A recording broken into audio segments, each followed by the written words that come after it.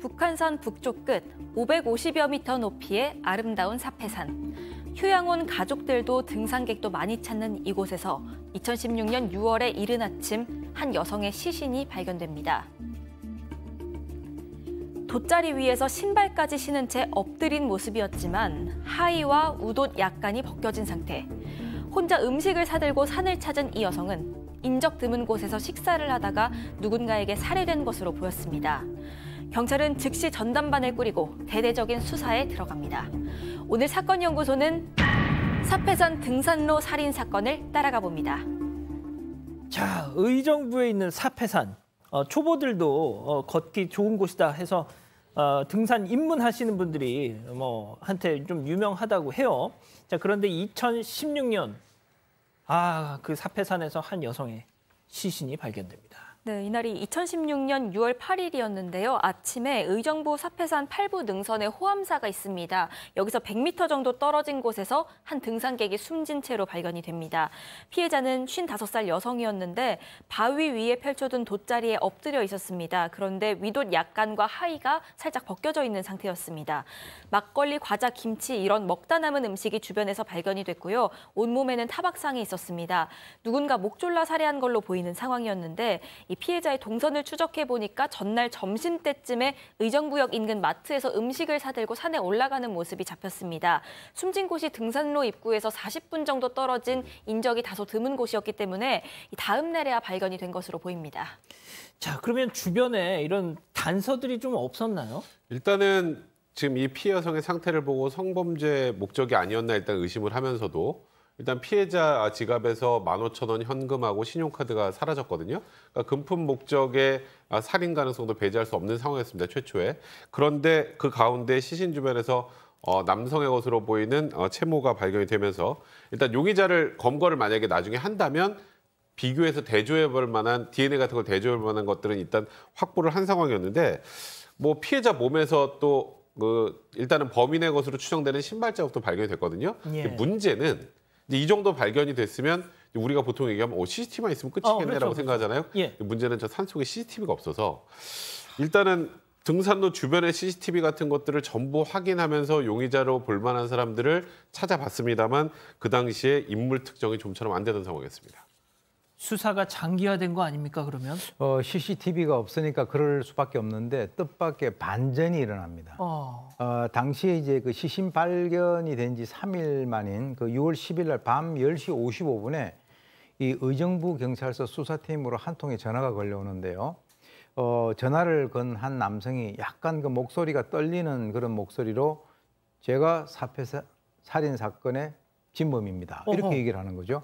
근데 당시에 만약에 그것을 어떤 그 막내 형사라든가 이런 사람들이 받았었으면 에이 장난 전화구나 그렇죠. 이렇게 해서 끝났을 텐데 정말 다행스럽게 그 전화를 받은 것은 수십 년 동안 이 그 사건 현장에서 뼈가 굵었던 그 의정부 경찰서 강력 4팀장이 직접 받았다는 거예요. 그래서 그걸 갖다가 받았을 때 야 이거는 장난 전화가 아니라 진짜 이거는 범인의 자수 같다라고 생각을 했는데 당시에 자기를 갖다 소개하기를 46세 정모라고 하는 사람인데 제가 있는 위치는 강원도 원주 시내에 있습니다. 라고까지 얘기를 했다는 겁니다.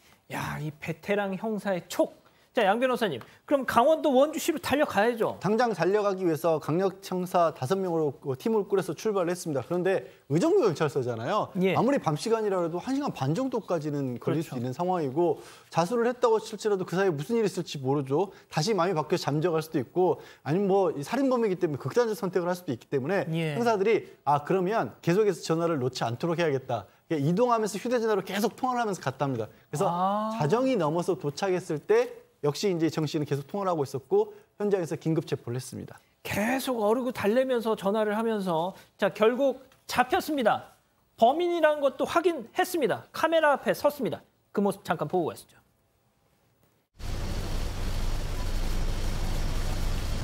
어떻게 피해 여성을 대상으로 고르게 됐나요? 죄송합니다. 성폭행을 시도하다가 반항해서 죽이신 건가요? 죄송합니다. 피해자 가족들한테 한 말씀 해주세요. 하신 건가요? 뭐 하는 자입니까? 네, 정 씨인데요. 공사장 등에서 일용직 노동자로 일해왔습니다. 상해, 폭행, 교통범죄 이런 전과들이 있었는데 강력범죄 전과는 없었습니다. 충남 아산에서 직전까지 일을 하고 180만 원 정도를 벌고 나서 범행 2달쯤 전이죠. 4월에 의정부로 왔다고 합니다. 그리고 만화방 등에서 2달간 기거를 해왔는데 당시 정 씨가 만화방에서 하루에 쓴 돈이 14,000원 정도였다고 합니다. 그런데 범행 당시 정 씨 수중에 남은 돈도 딱 14,000원이었다고 합니다. 그러니까 돈이 떨어져 가니까 만화방을 일단 나와서 술을 마시고 막막한 마음에 산에 올랐다가 혼자 등산 온 피해자를 보게 됐던 건데요. 의정부에 딱히 연고가 있는 것도 아니고 사패산도 그날 처음 가본 곳이었다고 합니다. 교수님, 그럼 처음 본 사람을 죽인 거예요? 네, 그렇습니다. 이 정 씨 진술에 의하면 이 사패산에 올라서 본인이 소주 한 병을 갖다 마셨다라고 합니다. 그리고 이제 3시간 정도 잠을 자다가 이제 깨서 돌아다니다 보니까 바로 아까 그 피해자가 이렇게 그 돗자리를 펴놓고 앉아서 음식을 먹고 있는 것을 보고 갑자기 자기 그 진술에 의하면 뒤로 가서 목을 조르고 주먹으로 머리를 갖다가 가격을 했다는 거죠. 그 과정에서 자신의 땀 이런 것들이 바로 이제 그 피해자의 옷에 묻었다라고 하는 것이고요. 본인이 뭐라고 얘기하냐면 자기가 뒤에서 목을 조르고 주먹으로 머리를 갖다 가격을 했는데 피해자가 사망할 줄 몰랐다. 뭐 그거는 뭐 본인 얘기니까 제가 봤을 땐 거짓말이고요. 그래 왜 그러냐? 압박 강도라든가 목을 조른 시간 이런 것들을 보게 된다면 충분히 범인의 입장에서는 피해자가 사망할 가능성이 있다라고 하는 것을 본인이 알 수 있었다는 것이죠. 그래, 아무튼 뭐 이런 잡니다. 자, 양 변호사님, 그런데 왜 갑자기 경찰에 전화해서 내가 그놈이요 하고 자수를 한 거죠? 아니 그렇게 범죄를 저질러 놓고 또 굉장한 불안감에 시달렸던 모양입니다. 이렇게 범행을 저지르고 나서 그날 당일은 의정부에 있는 한 병원 로비에서 잠을 자고 나서 그리고 나서는 또 양주를 거쳐 태릉으로 갔다가 태릉에서 지하철 타고 마석으로 가서 마석에서는 이 건설 현장에 가서 하루 일을 합니다. 그래서 또 한 9만 원 가량을 마련한 다음에 그리고 다시 또 춘천으로 옮겨가요. 춘천에서 또 하룻밤 자고 그리고 또 원주로 또 그렇게 가는 겁니다. 계속 그러니까 자기 생각에는 어딘가 좀 잡히기 위해서 불안감이 시달리면서 도망을 다녔던 셈인데 예. 근데 뉴스를 휴대전화를 계속 들고 있었다 보니까 뉴스를 또 점검을 했던 모양이죠. 아, 시신이 발견됐고 DNA도 나왔다. 이렇게 보니까 그 심리적 압박감을 견디지는 못하고 그냥 바로 또 자수를 한 겁니다. 자, 일단 시신의 그 옷이 약간 벗겨져 있었잖아요. 이게 도대체 범행의 목적이 뭐였답니까? 일단은 아까 범행 현장에서 어떤 남성의 채모로 보이는 채모가 좀 발견됐다고 하지 않았습니까? 근데 이제 이 정 씨하고는 관계가 없는 것으로 확인됐고 이 정 씨가 초기에 이렇게 진술했습니다. 아, 내가 피해자의 하의를 반쯤 벗겼던 것은 성폭행을 하려고 했던 목적이 아니라 내가 기절을 시키고 도망갈 때 옷을 입지 않으면 따라오질 못하잖아요. 그러니까 쫓아오지 못하게 하려고 벗긴 것이 성범죄 목적은 없었다.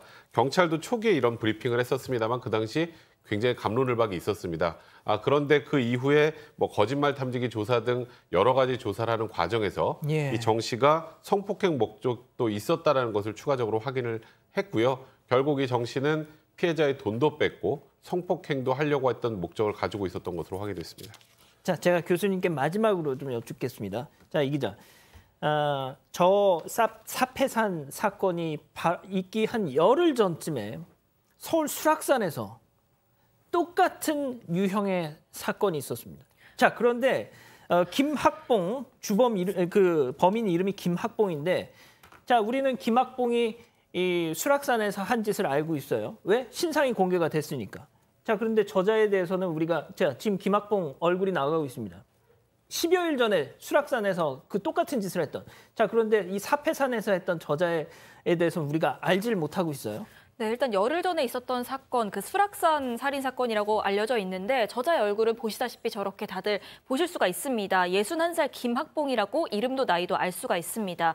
두 사건은 비슷한 점이 굉장히 많은데 둘 다 생면부지 여성 등산객을 대상으로 삼았고 피의자가 범행 저지른 뒤에 자수한 사실까지도 비슷합니다. 다만 이 앞선 수락산 사건은 신상 공개가 되었고 이 현재 말씀드리고 있는 사패산 사건은 신상 공개가 되지 않았는데요. 다만 이 수락산 사건의 경우에 김학봉은 흉기를 준비해서 굉장히 좀 잔혹하게 살을 냈고 범행 이유에 대한 진술도 좀 오락가락했다. 그리고 강력범죄 저지른 전과도 있고 출소한 지 얼마 안 돼서 범행 저질렀다. 이런 부분에서 결이 좀 다르다는 얘기는 있습니다. 하지만 어찌됐던 시민들의 불안감은 커질 수밖에 없었고요. 이후에 사패산의 발길도 끊겼고 당시에 등산로 순찰이 강화되고 이런 여파가 계속해서 이어졌습니다.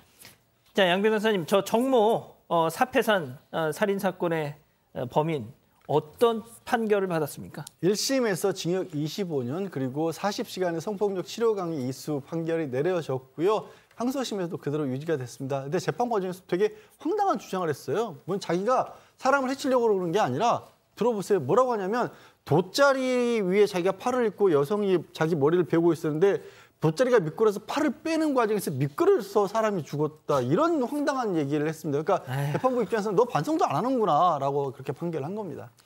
자, 교수님 아까 이 기자가 설명했던 것처럼 그 수락산, 김학봉 자수했습니다. 똑같습니다. 범행 수법. 신상 공개됐어요. 자, 정모, 사패산 이름도 모르고 얼굴도 모릅니다. 도대체 무슨 차이가 있는 거죠? 제가 어떤 차이가 있는지 계속 정말 오늘 자료를 샅샅이 뒤져봤는데요. 오히려 김학봉 같은 경우는 정신질환 병력도 있었어요. 자, 그런데 무기징역 받았습니다. 정모 25년 받았습니다. 그래서 저희 그 사건 반장에서 맨날 얘기를 갖다가 하는 것 중에 하나가 신상 공개 절차라든가 이런 것들을 좀 더 이렇게 간단하게 만들자라고 하는 것이죠. 예컨대 뭐 살인이라든가 또는 뭐 지금 얘기 나오고 있는 뭐 묻지마 범죄라든가 하는 이런 것 등에 대해서는 기본적으로 신상 공개를 갖다 하는 것을 원칙으로 하고 나머지 이제 좀 애매한 그런 부분만 심의를 해서 이런 것과 관련된 논란을 없애자는 거죠. 이 결이 다르다라고 하는 것은 그건 굉장히 주관적인 것이기 때문에 지금 앵커께서 말씀하신 대로 이거 우리가 이해를 갖다가 도저히 수용할 수 없는 그런 일들이 벌어진다는 거죠. 그래서 뭐 지금 본인이 하는 여러 가지 행동들 보면은 반성 안 하고 있지 않습니까? 저는 또 이제 거기다 하나 좀 더하면 특히 그 여자분들 같은 경우에 밤이 아니고 대낮에 등산 가면 되겠지라고 하는데 등산 가셔서 이런 피해가 발생하는 것이 대낮에 발생이 되거든요. 그래서 꼭 혼자서 다니시지 말고 2명, 3명 이렇게 짝을 지어가지고 다니시는 것이 이런 종류의 범죄를 당해서 정말 어처구니 없이 어떤 범죄 피해를 당하는 것으로부터 벗어날 수 있는 좋은 방법이니까 꼭 혼자는 다니시면 결코 안 됩니다. 예, 알겠습니다. 오늘 사건연구소 이렇게 정리하고요. 가족 여러분 잊지 마시고 구독과 좋아요, 알림 설정 여기.